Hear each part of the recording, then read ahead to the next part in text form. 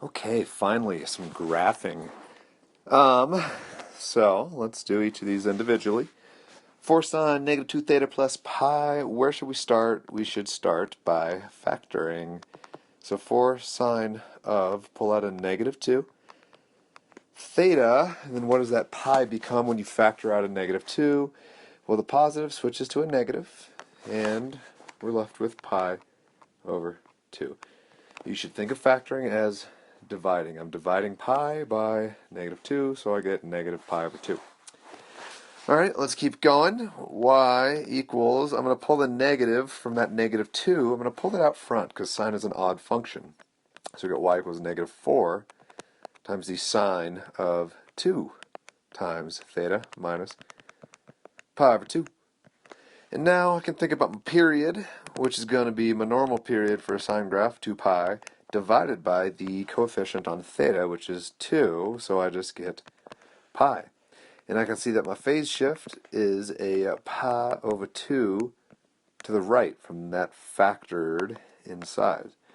So, if I'm drawing this, first thing I'm going to do is I'm going to give myself 4 big old tick marks. And I'm going to label the farthest one with my period, which is pi. So I can now split everything else up in half, pi over 2, pi over 4, and 3 pi over 4. I have a phase shift of pi over 2. So I am starting a sine graph, but I'm going to start it at pi over 2. Well, sine's first value is 0, so I get that. And then, what do we know?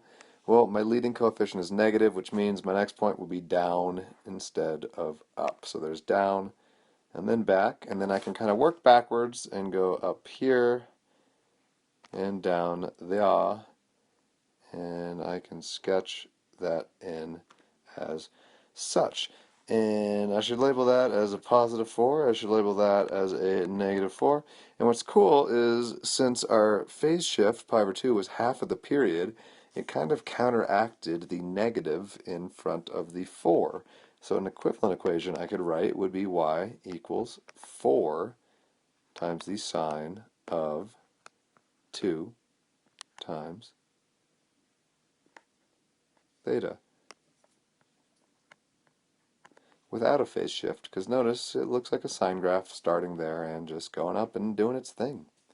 So there we have our first graph.